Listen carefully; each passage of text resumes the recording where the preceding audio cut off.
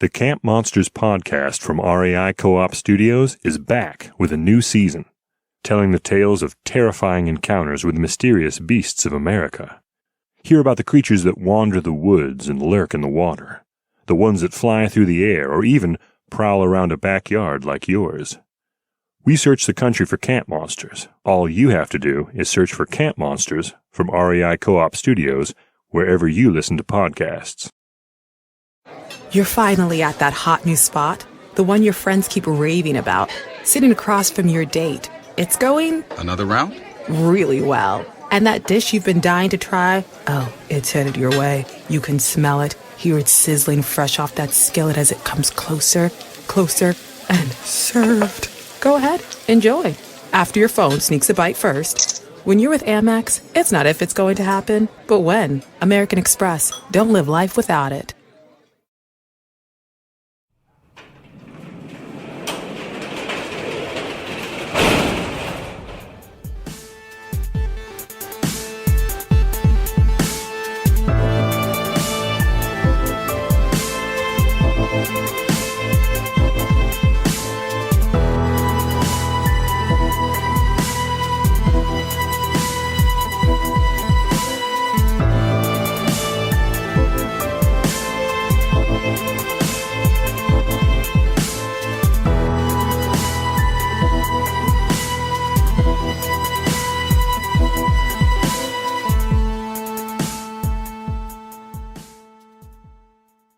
Welcome to True Crime Garage. Wherever you are, whatever you are doing, thanks for listening. I'm your host, Nick, and with me, as always, is a man that very recently claimed to know a lot of mothers. Ladies and gentlemen, lock up your moms. He is the captain. Thank you. It's good to be seen, and it's good to see you. Tonight we are drinking White Witch IPA by Black Diamond Brewing Company, garage grade 4 out of 5 bottle caps. We've been very lucky lately, Captain. The weather has been beautiful. Mm-hmm. I call this IPA weather. Sit on the back porch and have a nice beer. Get your White Witch on. And we can do so because some of our best friends filled up the fridge for us this week. Mm-hmm. First up, we have Karina in Newport, Rhode Island. Karina says, thanks for covering the case that I requested. This round is on me. Nice, Jim. Next up in beautiful Parts Unknown, we have Kelly, Nasim, and Samantha. Parts Unknown, you know the kids are calling it PU for short. Real quick note, we had a guy peeing on the tennis courts yesterday. We can't confirm or deny if that was Nick or not.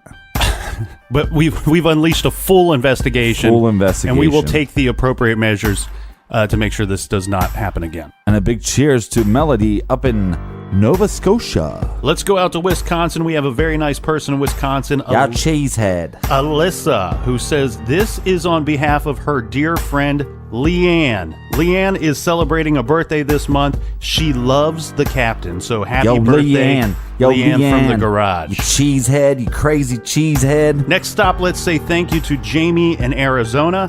And last but not least, we have a round from the Trails End Tap House in Snohomish, Washington. Mm-hmm, I'm sure you said that right. Possibly. So thanks to everybody for filling up the fridge this week. And if you want to buy us around for next week's show, go to truecrimegarage.com and click on the donate button. And make sure you follow us on all social media at True Crime Garage. Speaking of which, we're getting a lot of questions about the old episodes because we did our top 10 recently. The old episodes, we did a season 1, we did a season 2, so those would be episodes 1 through 40.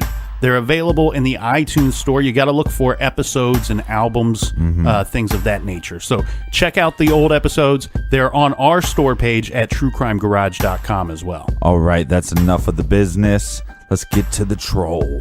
Everybody gather around, grab a chair, grab a beer. Let's talk some true crime.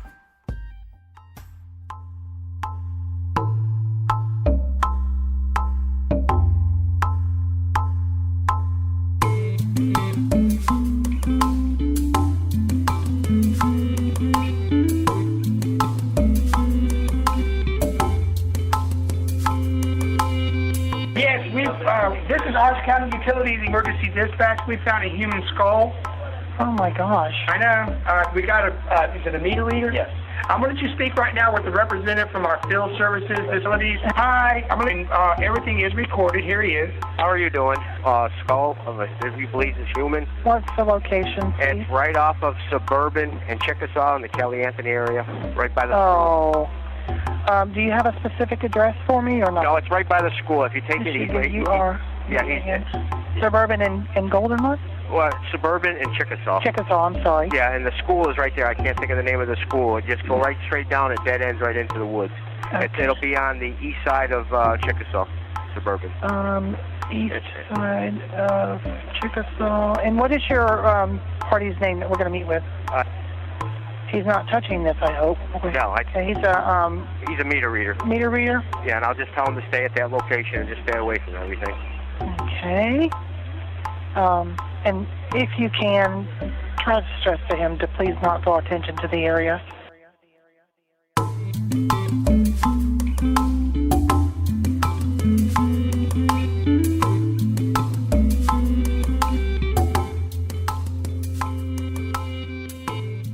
You heard at the end of yesterday's show an interview that took place just 2 days before this 911 call. Now, this 911 call is from a man named Roy Kronk. This took place on December 11th, 2008.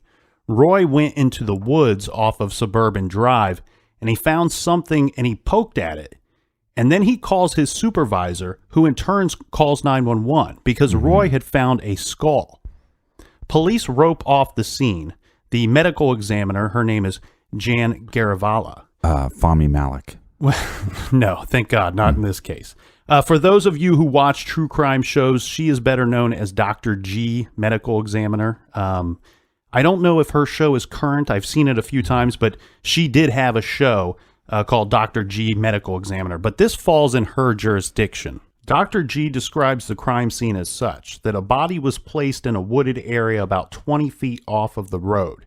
Now, there are a lot of plants and weeds and trees in this area, but in this spot, they find two tangled up and torn up black trash bags that are grouped with this large gray canvas bag. She says there are some bones that were in the bag. There are also some bones that were scattered amongst the vegetation. And then next to that, there is the skull that Roy had seen. It's obvious to police when they show up and they start canvassing the area that they're probably looking at the remains of a child. And this is also in the vicinity of the Anthony household. Yes, it's approximately a quarter mile from the Anthony household. Now, this case could not get any stranger, but here's one very strange thing about this case. Roy Kronk had actually reported seeing something suspicious at this very same location on several other occasions. Now, it's been reported that he has called this in twice before, and it's also been reported that he's called it in 3 times before. I was unable to verify which is the more accurate statement. Right. But when you say that he's called this in 3 times, we're talking about this particular skull. He's stating that he has called in that there was something suspicious in the woods. And I'll kind of take you through that. On the first occasion, Kronk says that he was there with coworkers. Now, Kronk is a meter reader, and he and 2 other meter readers had finished their checks early on that day. Big shout out to all the meter readers out there. Had some buddies that did that job for a long time. Well, and I don't know how this works, but they basically say that they finished the day a lot earlier than expected. And rather than going back to whatever facility that they work out of, they decided to take a bit of a break and just kind of hang out in this section. Now, if you look at where this body was found on a Google map, you basically have a big neighborhood, and then you have this road. This is Suburban Road that comes from behind the neighborhood there, and it kind of goes off into this dead end area.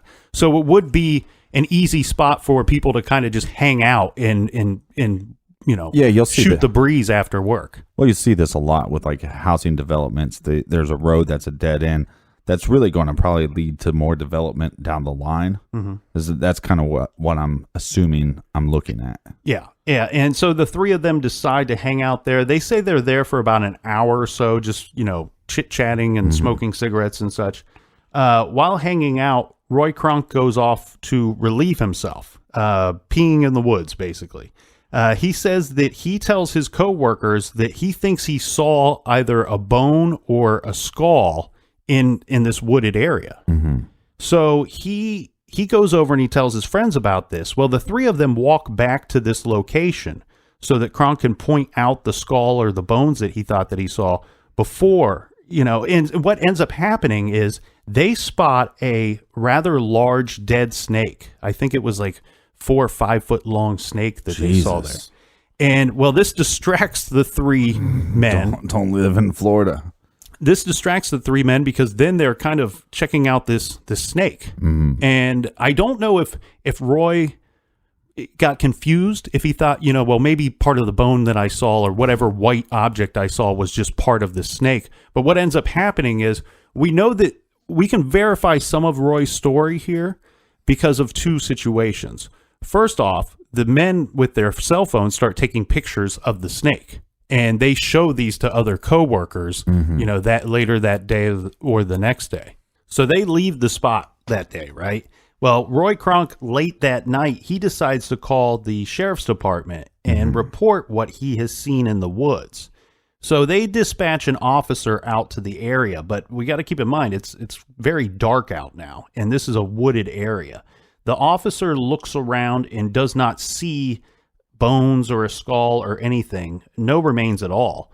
And keep in mind, we also have a situation where Roy Kronk is not there to point this object out to the officer. He calls it in, the officer goes out, checks the area, nothing is found. So that's his first call or first attempt. Or what was his second attempt? Well, one thing I want to point out here, Captain, is we heard on that 911 call when they're calling in this body, and you heard that a bit of confusion between the caller and the dispatcher of, kind of pinpointing this location. So my guess is that, just like we said, with it being dark out and without Roy being there, the officer in her defense was probably just looking in the wrong location. I don't think that somebody wasn't doing their job. They just didn't know the right location to look. Now, what ends up happening, though, after Roy follows up, he wants to know, did you find anything? Right. And he is told that, you know what you should do? You should call this in again.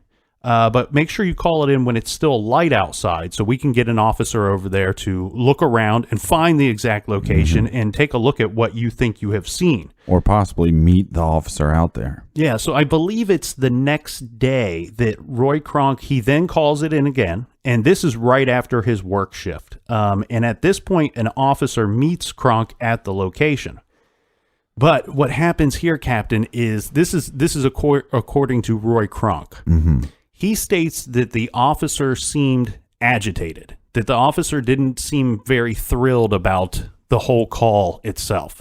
He said it was raining that day, and he didn't know if it was because of the story about the snake. He told the officer, yep, we saw this giant snake that was dead there. Can't blame him for that. He says that he didn't get the vibe that the officer wanted to go into the woods. Again, it could have been the rain, could have been the snake, whatever.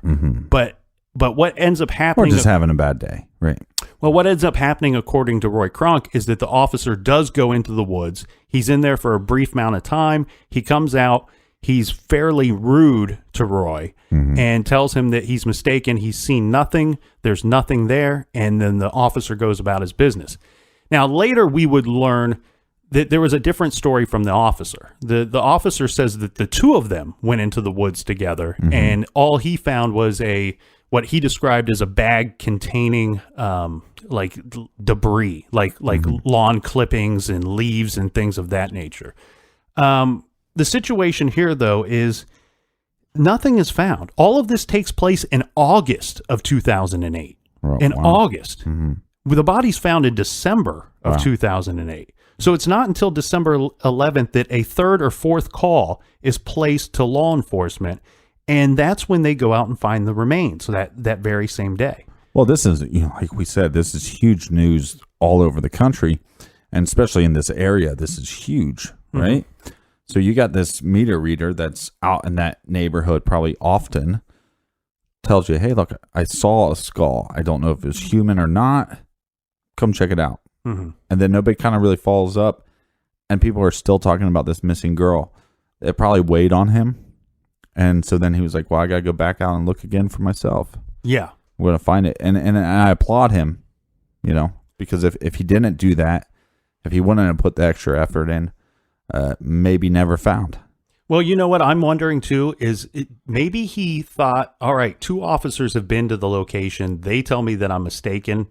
Does he just take their word? You know what I mean? And that maybe is why so much time elapsed between the actual discovery. Does he just say, well, I called it in twice and nobody saw what I saw? And then you know how these meter readers work. They're not in the same neighborhood every day of the week. Right. He was probably out there a few months later and thought to himself, you know what? I'm still convinced I saw something over there. Well, yeah, you saw what you saw. He goes into the woods. He says to relieve himself. I actually think he went into the woods looking for what he thinks that he saw.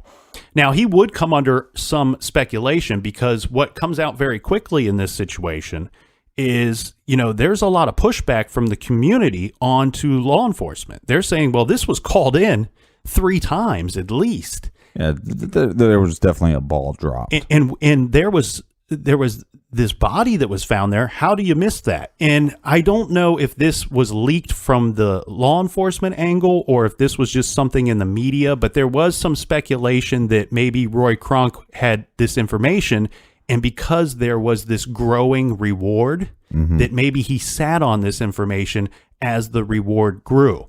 I personally don't think that that's the situation. I think he saw something in the woods. He was convinced of it. He was talked out of it by law enforcement because I don't think they did anything wrong. I think they didn't see what he saw. And he happened to be back in the neighborhood and he decided, I'll tell them that I went in there to relieve myself, but I'm actually back there looking for what I'm pretty convinced that I saw. Mm-hmm.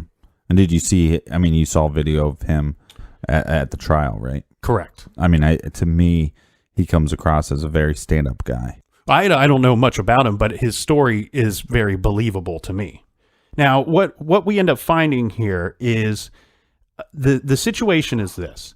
That it's a crime scene? Yes, and Dr. G states that she believes that animals had moved some of the bones. They discovered that there is no tissue at all on this body, on the remains. It's completely decomposed. The thing with that is this is going to make it very hard to determine the cause of death because the body sat there for 6 months. So the other situation is the jawbone is still connected to the skull, which normally would not happen. Usually once all that soft tissue has decayed from the body, the jawbone would drop off. The situation here, though, is they discovered duct tape that is still holding basically the jawbone to the skull. Now, again, like we said, because of the level of decomposition that has taken place, it's very hard to determine the cause of death. Right. So we have a skeletor remain.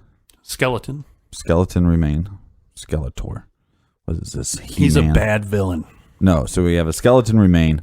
We have this bag, this canvas type bag. We have black trash bags found at the scene. And we have duct tape, which is over the skeleton's mouth, holding the jaw in place. That's what we have. Correct. And so they are unable to determine the cause of death because of the level of decomposition. However, they do rule the death a homicide. Well, some people... Right, because let's be clear, the size of the skeleton is the size of a child. And so, however the child died, by having the skeleton just sitting out in the middle of nowhere, that's all the proof you need to know that this is homicide. Well, thank you for saying that, because some people have had a big problem with this, stating that if you can't determine the cause of death, how can you rule it a homicide? And it's exactly as you said. We have a body that was concealed, that somebody put it there so that people may not find it, or that a certain amount of time would elapse before it was found. The other thing that we know is that we have the trash bags, we have the canvas bag, and the duct tape. All things that you probably shouldn't be finding with a body that would have an accidental death. So again, this is, furthermore, it takes 8 days, but after DNA testing, on the 19th, they reveal that this is, in fact, the body of the little missing girl, Caylee Anthony. Which is very sad. So on top of that, you have more cause to believe that it's a homicide because you have a girl that went missing, was not reported as such for an extended period of time. 31 days. And then she's been missing for 6 months before they find her body. It's pretty obvious to me this has got homicide written all over. Yeah, this is kind of no duh. So now we've found the body of the missing little girl, right? And it's been identified as Caylee Anthony. And we have this situation. We already know that Casey, the mother, is currently in jail at this time. Right. And the troll. Suspected of the murder of her daughter because the daughter had not been found. Now the situation is this. The body is found a quarter of a mile from their home. You could pull out of their driveway and you would go down the street, make a right-hand turn, and basically you could pull something out of your trunk and walk it 20 feet into the woods. And that's the body. That's how it would take you 3 to 5 minutes to do that act and then to return home. You could do this under the cover of night and probably nobody would see you. Again, if you look at the way that this is situated on a map here, there's not any reason for there to be traffic going through this location. There's not houses back there that I could see. Right. So, or if you wanted to, walk it down yourself, it'd take you probably 5 to 10 minutes. the thing here is, so now we got this mother who she's already looked guilty before. Even with your little troll legs, you could do it in 5 to 10 minutes. She's already looked guilty before the body's found. Now she's looking especially guilty. And we have a situation where we have her parents visiting her in jail and talking with her. And, there's one famous clip out there where there's some interaction between her and her mother. And doesn't Cindy say something? She kind of starts off the conversation by saying, we miss you. We forgive you. We believe you. Yeah. She says, I forgive. We forgive everything you said, and we forgive anything that you did. You did. And this must be shortly after this body is found, or at least identified as Caylee Anthony. Mm-hmm. Yeah, that's roughly around that time. But a very strange interaction between the two of them. And it's almost like, I really get the feeling that Cindy was hanging on to hope that this really wasn't happening. That this whole reality show that's taking place on the news that's about her daughter and her granddaughter, that it might not really be happening. Or that maybe Caylee is out there somewhere and she's safe. She's holding on to hope. Or is she holding on to the hope that her daughter's not guilty of such a horrible crime? Well, no, I think if you look back 2 days before the body's found, she's sitting there saying, hey, look, Nancy Grace is condemning has already convicted my daughter. Top mom. Well, top mom.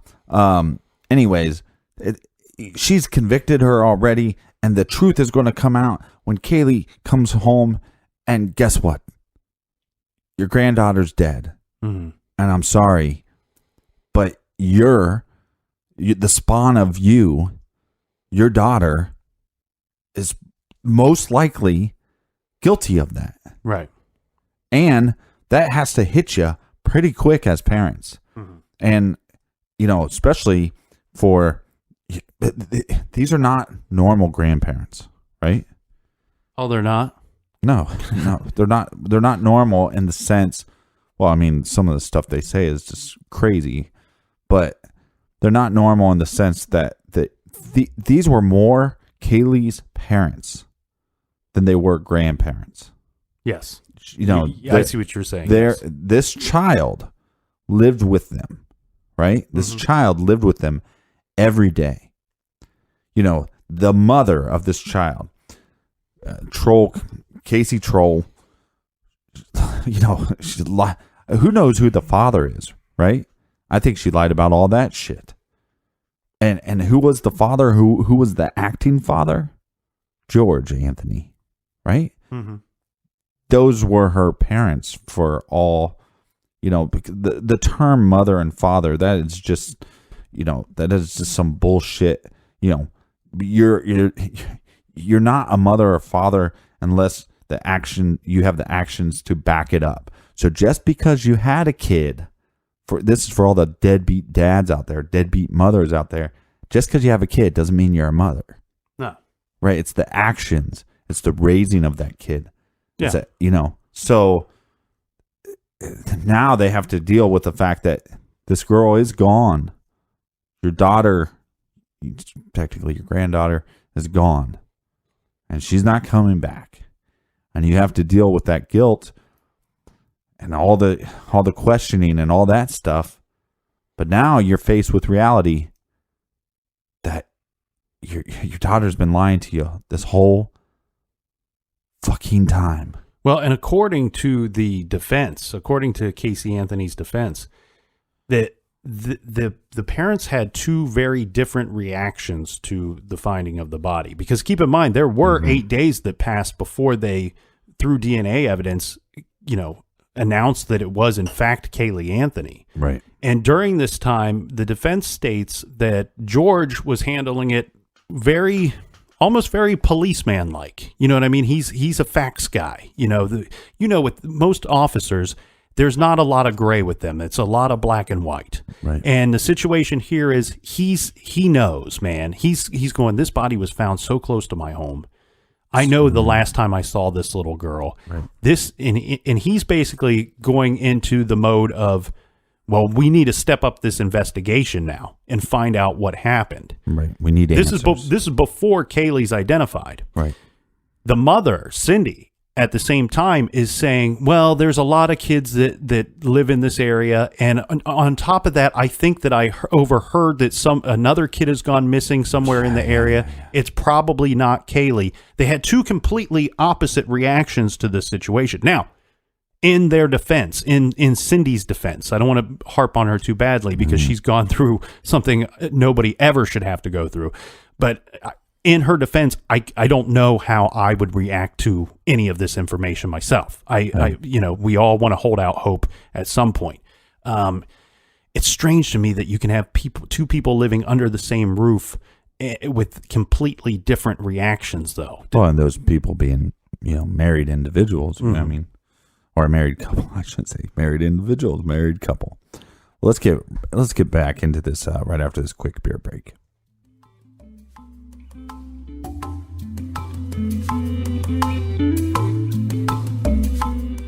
According to crime data, the average home break-in lasts between 8 and 10 minutes. That's why you need a home security system that responds quickly and forcefully. With 24/7 professional monitoring, Simply Safe's agents take action the moment a threat is detected, dispatching police or first responders in an emergency, even if you're not home or can't be reached. Simply Safe blankets your home in protection with advanced sensors for every room, window, and door. HD security cameras for inside and outside your home, smarter ways to detect motion that only alert you when the threat is real, and even hazard sensors that instantly detect fires, floods, and other threats to your home. Their monitoring experts use proprietary advanced response technology to visually confirm when a break-in is real, so you can get the highest priority police dispatch. Here at the garage, we simply love Simply Safe. We use it at our homes, and we use it here at the garage studio. It was easy to set up. Hey, if the captain can do it, if the colonel can do it, you can do it. Trust me. It's simple. It's easy. I love it. Protect yourself and protect your loved ones with Simply Safe. I love the advanced technology, and I love being able to control my system from my phone with an app and watching the crystal clear HD live streams on my security cameras. Again, protect yourself and protect your loved ones with Simply Safe. Customize the perfect system for your home in just a few minutes at simplysafe.com/garage. Save 20% on your Simply Safe security system when you sign up for an interactive monitoring plan and get your first month free. Visit simplysafe.com/garage to learn more. There's no safe like Simply Safe.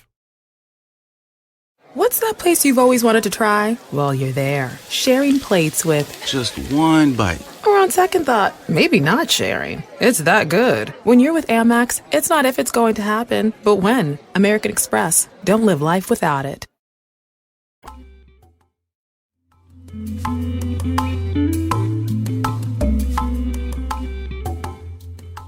All right, and we're back. Cheers, everybody. All right, Captain, what we need to do here is we need to fill in some blanks, because yesterday when we were talking, we went through the situation of the last time that Caylee was seen. And then we have 31 days pass before she's reported missing, before Casey is arrested. But we have a lot of blank space in there during that 30 days. And we have some information as to what was going on during that 30 days because, well, some of us have seen pictures of this on TV and on the news. Right. But furthermore, we have statements given from the Anthony family, this being George and Cindy, but also including things that her brother Lee has said.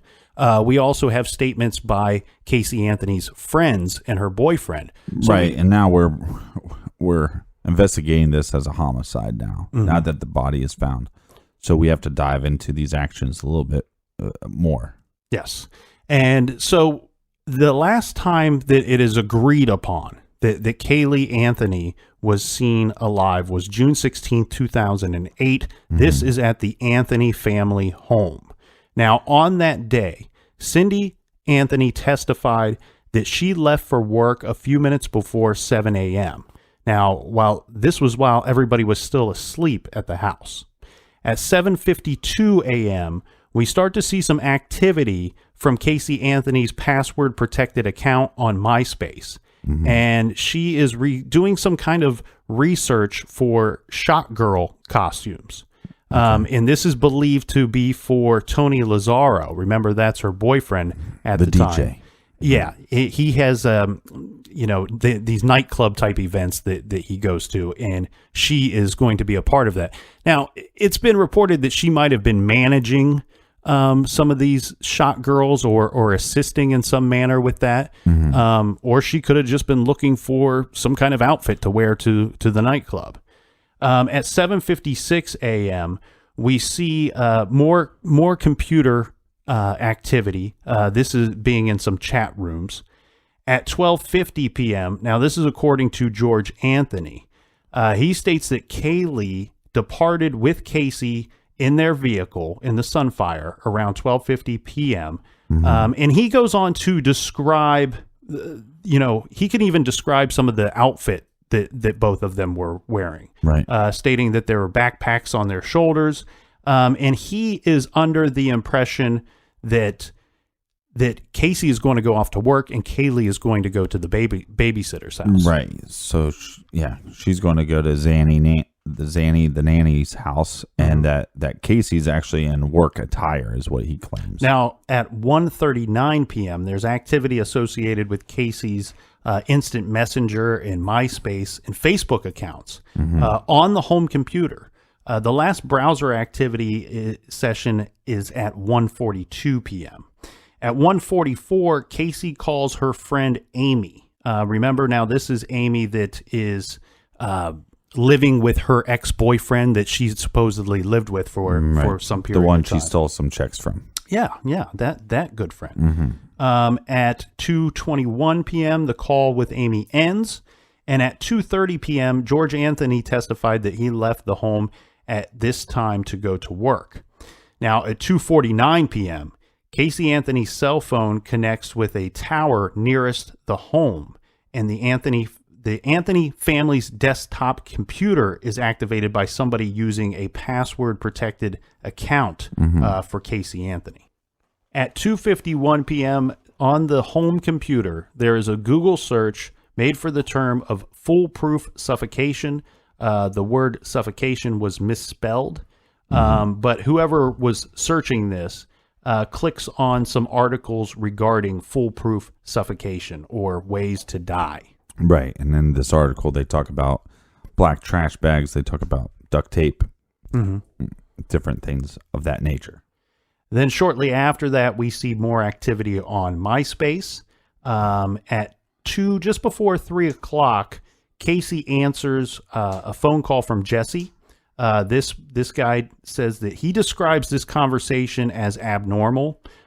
Casey stated to him that her parents were divorcing and that she would need to find a new place to live. At 3:04 p.m., Casey disconnected the phone call from Jesse to take an incoming call from her father, George. Now, according to the trial records, this was a 26-second call from her father. And he says that Well, we got some conflicting stories on this. Of course we do. Because what the defense is going to try to tell us is that basically what happened is George called Casey as soon as he got to work. And the reason that it's such a short call is that he was basically saying, I took care of everything. Hint, hint, that kind of situation.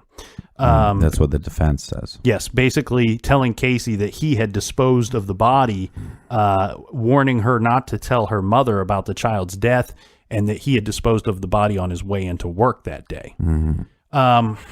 What are your feelings about this phone call here, Captain? Because it is very strange to me. First of all, we have a situation where Casey supposedly left the house at 12:50, but we see some activity on the computer that one might expect that to be more of Casey Anthony type activity. Right. It was a shared computer. It was the family computer. Yeah, but if somebody doesn't log out of something, if I have my computer open and there's Facebook open and a bunch of other stuff open, and you're clicking around and maybe exiting out of some programs, I don't know if that would count as the same activity because I'm not an IT expert. Mm-hmm. But so it could be somebody clicking around because George was there at the house. Or it's possible that she left for a minute and came right back and George didn't notice. That is possible as well. Yeah, I think my thoughts are one of two things. Either George is lying and that the two of them didn't leave, or maybe mistaken. Maybe the two of them didn't leave at 12:50 like he thought they did. Or two, that exactly as you said, it's a shared computer. Maybe he's just clicking and closing out of some things so he can check his personal email. I really don't know how those things work. Right, but let's talk about what the major problem with this case is. It's very similar to like Adnan Syed's case. Mm-hmm. I hope I said that right, or I'm going to get a bunch of hate. You're very close. But If I'm not pretty exactly right. Right, you're exactly right. One of the issues is same with that case is because it's 31 days before you even report the child missing. Mm-hmm. And now everybody's trying to figure out when is the last time we saw this individual. Yeah. And then once you kind of figure out that date, because here's a couple things. Casey Anthony claims the 9th. The parents then say, no, it's the 16th. And at some point, on one of the phone calls, the mother says it was the 7th or something. Like she gives a whole different date. So the fact that they have to start looking back, and yeah, we have these records, but as far as when George left, look, I can't buy any of that stuff. And the fact of the matter is, we got three liars, right? Yeah. And there's constantly times that they're lying about stuff. Now, a lot of people would say, well, don't throw George under the bus. What was he lying about? George and his wife, they separated for a while. And one of the reasons why they separated was because he was lying to his wife and got into a bunch of financial trouble, and he was being dishonest. So there's evidence of him being a liar. Sydney is constantly lying about stuff, constantly covering up her tracks, constantly lying to help her daughter. And then obviously Casey Anthony, we know she's lying because she lied for 31 days to her parents. Yeah. So I can't believe anything that they're saying. All I can go on is by work records. And so if George clocked into to his job, I believe that. Mm-hmm. Why did he call? I don't know. I'm not going to believe the defense over George. And what we do know is George is at work at X time. The mother's at work early in the morning. The only person really home is Casey, right, and Caylee. Yeah, yeah. Well, and the thing here is with the Adnan case, one thing they bring up when you're talking about trying to remember what happened a week ago or 2 weeks ago, or in this case, 31 days ago. Sometimes things are easier to remember when you have a special day. You know what I mean? When something exciting or something big happened for you that day. I think that they got the date right of the last time that they saw Caylee, because Cindy clearly remembers going to visit her father on Father's Day and swimming with Caylee that night. So I believe that they have the date right, but I'm with you, Captain. I don't know if they would know exactly when Casey Right, I'm just left saying for some work. of the date is correct, but what I'm saying is some of the details are blurry. George would say that before Casey and Caylee left that day, that Casey had told him that she had a work function that would require her to either be out of town or stay overnight somewhere. Of course. Right. And that Caylee was going to be staying at the nanny's overnight, and that she had already previously discussed this with her mother. I don't have any information from Cindy backing that up, but again, like you said, sometimes it's hard to believe some of these things that we're hearing. Mm-hmm. Now, regarding the phone call, though, so he gets 26 seconds. I don't know what it is. He gets to, well, I don't know what it is either, but here's the vibe I get. All right. I get the vibe that Cindy is willing to turn a blind eye to certain things that Casey does, probably because she wants her granddaughter close to her. She wants the granddaughter to stay at home. The vibe I get from George is that he probably for a long time has had a lot of problems with the things that Casey does. Mm-hmm. He has stated several times before she was suspected of anything that she's a liar. He's stated plenty of times that he doesn't appreciate her being suspected of taking money from them, abusing privileges, taking the car. Right. But I'm getting to what I think that the phone call was, because this phone call is suspicious on George's part, in my opinion. It's strange to just show up at work and the first thing you do is call your daughter on the same day that we believe Caylee Anthony disappeared, mm-hmm. and have a 26-second phone call. It does look good for the defense and bad for George. What I'm saying here is the vibe that I get is that Casey probably did something small to piss him off. It could have been anything. I get the vibe that he had a problem with a lot of the things she was doing. And I can say, we know this. We all have dads, and some of the dads keep an eye on their turf, on their territory. They are the king of the castle. It might have just been a quick phone call that said, you know what, you left the garage door open again. I'm sick of this crap. Or, I found this here. Mm-hmm. You left dirty clothes all over the floor. Or you left the computer on again. Any of these little things that tick you off as a parent, he's probably just calling her to state that. Yeah, possibly. Now, this is after the phone call from George. At 3:34, Casey made a phone call to her then boyfriend, Tony Lazzaro, but the call goes unanswered. Between 4:10 and 4:14 p.m., Casey made 6 unanswered phone calls to her mother. Mm-hmm. Now, what we see with this cell phone activity, we have the call from her dad, the unanswered calls to her mom and to the boyfriend. We see a situation where her cell phone is pinging off of a tower that would indicate that she is near the house, near the Anthony home, mm-hmm. up until about 4:11 p.m. Now, it's believed that at this time, she left the home and she was driving toward Tony Lazzaro's apartment. At 7:54 p.m. that night, we have video footage for this. Casey Anthony and Tony Lazzaro are seen entering and walking around casually at a Blockbuster video store. Remember the blue buildings that had the videos that they would rent you? Mm-hmm. So we have Tony and Casey. They're at the Blockbuster that evening on videotape, and they're renting movies. They rent the movie Jumper and Untraceable. There is video footage of the two of them walking up and down the aisle looking for something interesting to watch. But the curious thing here trolling around.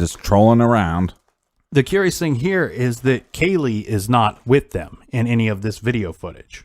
On to the following day. We had June 17th, 2008. George and Cindy Anthony would later report that on this date that they noticed that the gate to the swimming pool is open and that the ladder is next to the pool. They had one of those ladders that you had to place it onto the above ground pool, right, and you could take it down later for safety precautions. The thing here is there are several people at Cindy's work that did state that they remember at least one occasion Cindy explaining that the pool, the ladder to the pool was left up on many occasions, stating that she actually thought that people, while she was at work, that neighborhood kids were climbing in the pool and swimming in the pool while nobody was at the house. That's possible. Now, a lot of these, well, I shouldn't say a lot, all of the people that reported remembering having heard her say this, they could not give a date. They could not place a date on this. Right.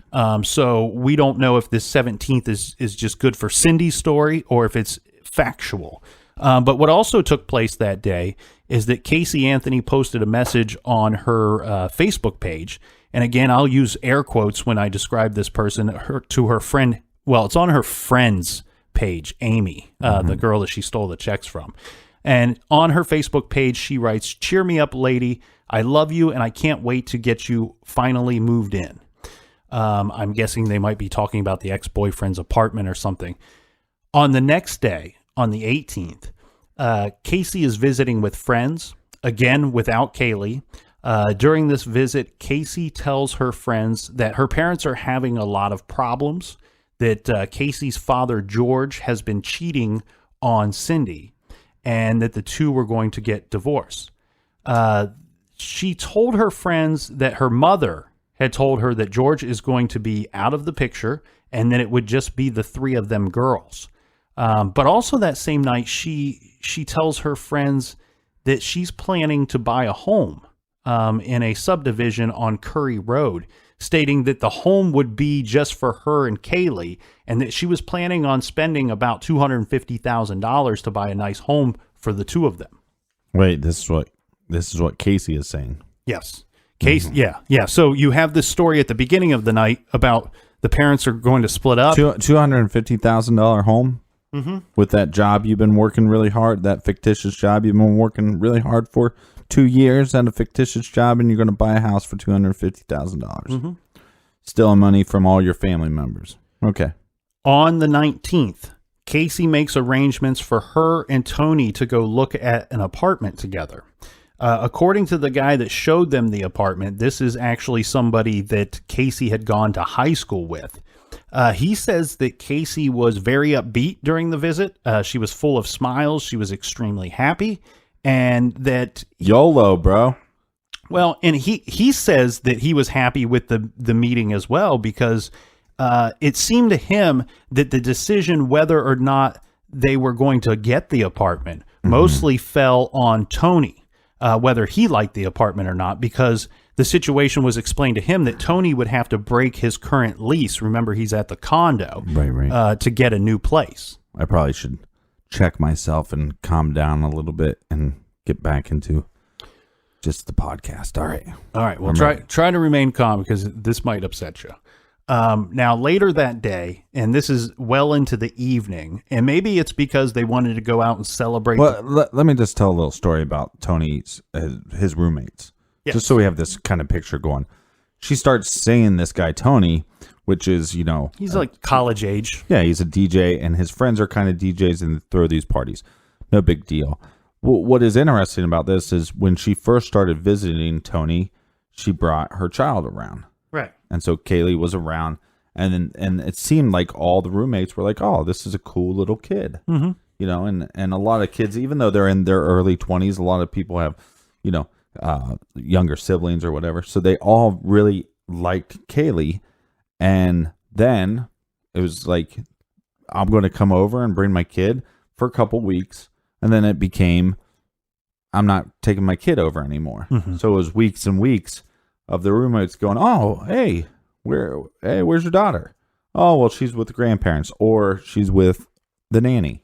Well, I just want to kind of set that scene for you. Yeah. And by this point, we're at the 19th. She stayed the night there a couple nights in a row without the daughter.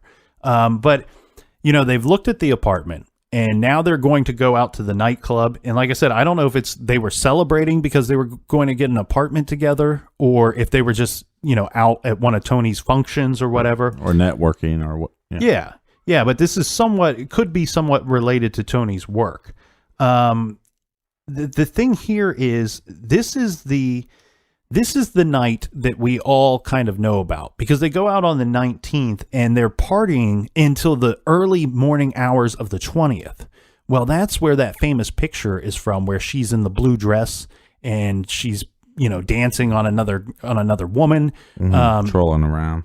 Yeah. So that's the night that this picture is from. And this is the picture that they claim she was paid for as a promotional picture.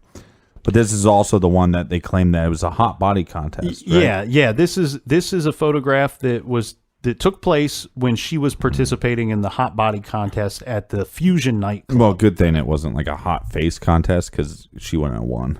A couple days later, on the 23rd of June, Anthony Lazzaro would later testify that he helped Casey Anthony break into the shed at her parents' home to take gas cans for Casey's car.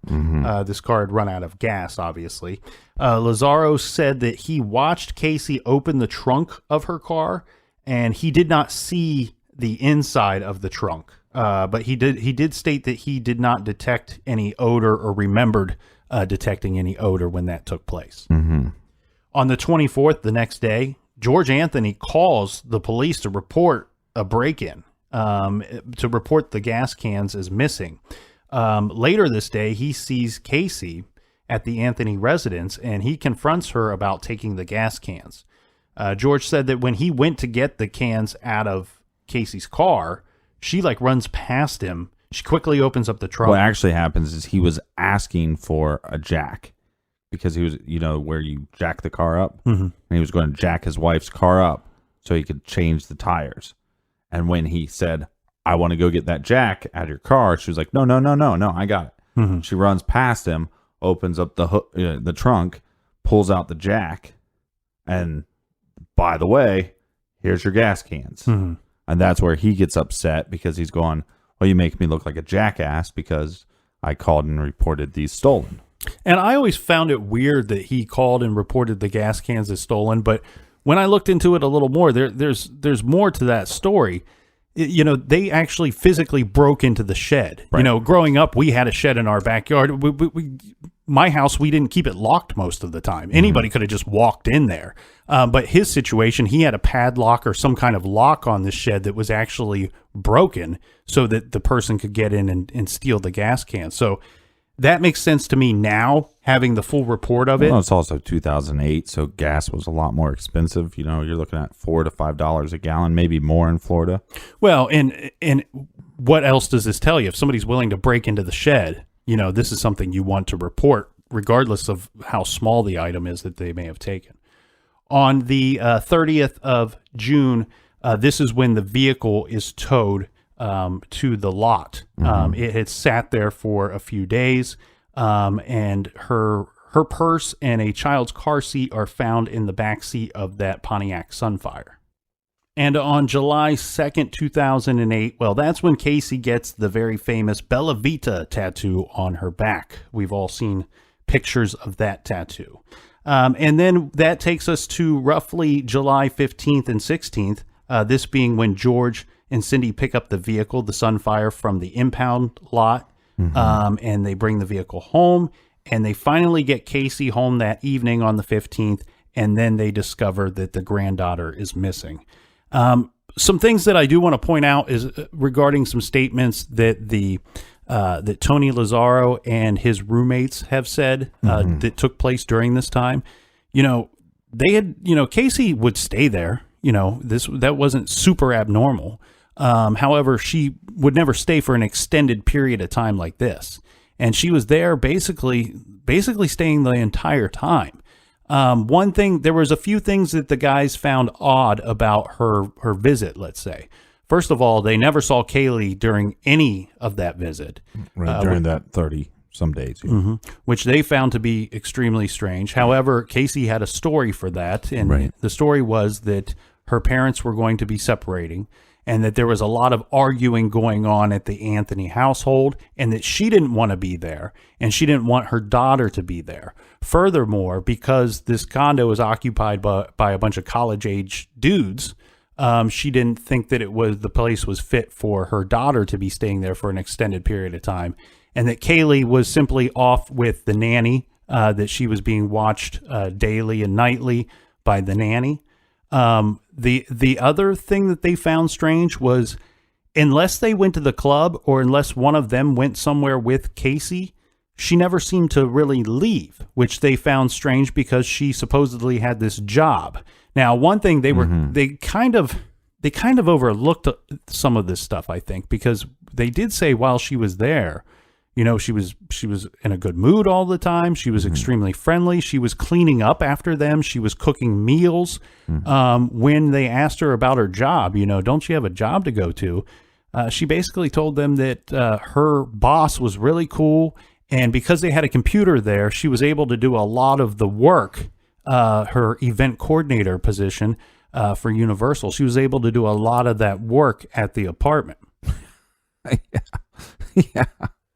Guess when you have a fictitious job, she's got an answer for everything. You can do a fictitious work on any computer. You can even do fictitious work for your fictitious job at a fictitious computer. Well, and the other thing, too, is they noticed that more often than not, I think even one of the guys reported that he believed that every time that Casey's cell phone would ring, that she would get up, leave the apartment, and take the call outside. And they would see her pacing back and forth outside on these phone calls. Some of them were long phone calls. Well, some people are pacers when they talk on the phone. I am one of those.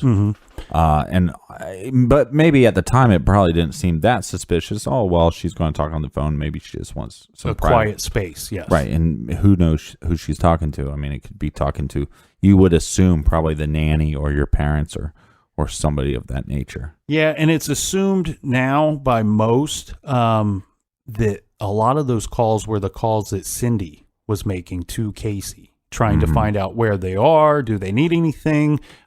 When is she going to see Caylee? Things like that. And, Casey always seemed to have an answer for when Cindy would call because, Cindy was like, well, at least let me say hi to her. Let me talk to her real quick. Right. She's here or there. Yeah. She's not with me. She's napping. She's with the nanny. So there was always an answer. Now, when you hear that in the 911 tape too, I think pretty well. So when she says, I gave you many of times, many of days, no more days. Yeah. You don't get any more days. Yeah. And actually, at one point, Cindy pushed her pretty bad. Like, well, you got to at least come by the house, or let's at least let me see Caylee. And I don't know exactly the date, but there was supposed to be there was a date that Casey agreed to go back to the Anthony home, and I believe it was on a Monday, and she was to bring Caylee over to see the grandparents.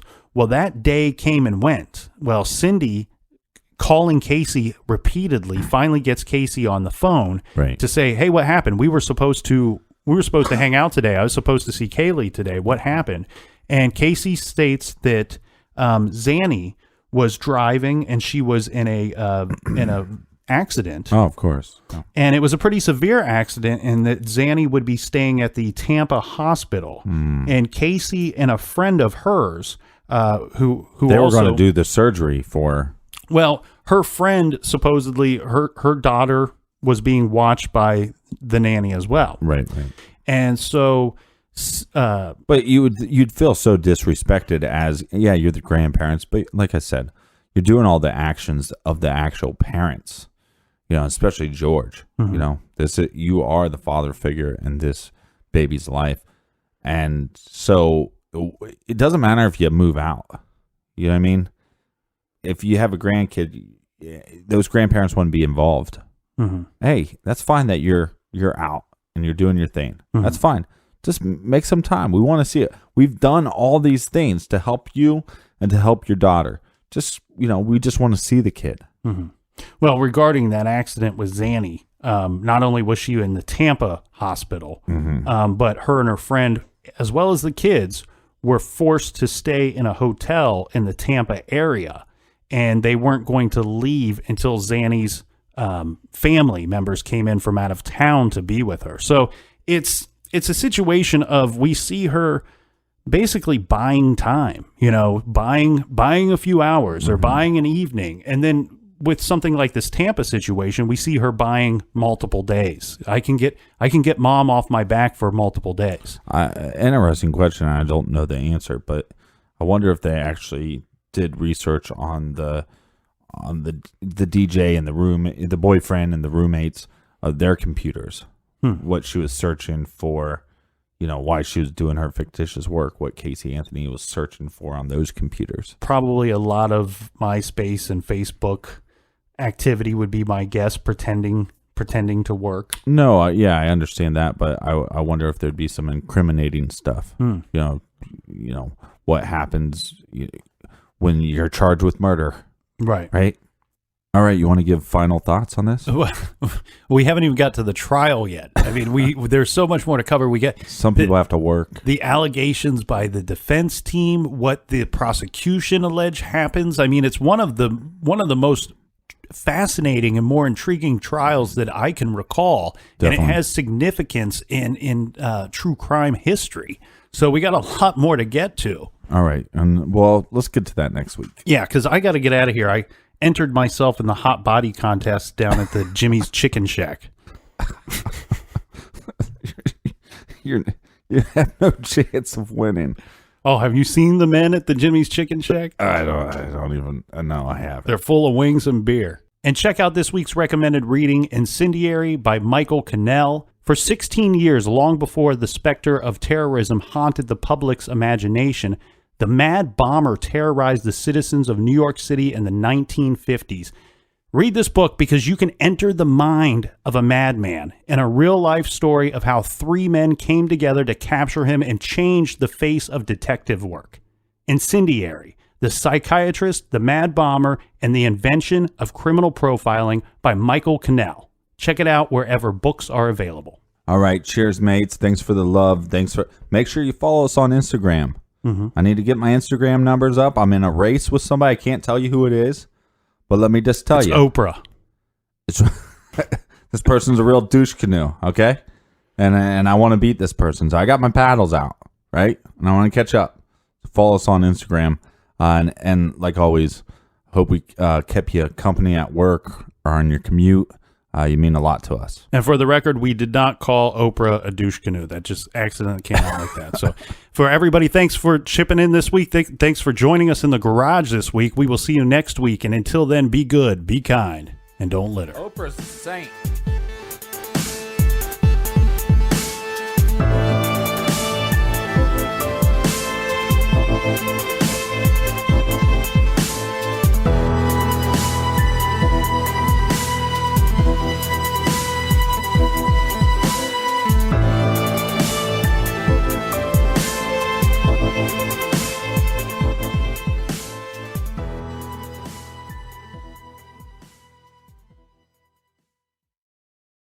Your favorite band's about to play a sold-out show, and you definitely got tickets. And drinks. Now hurry and make it back to your spot.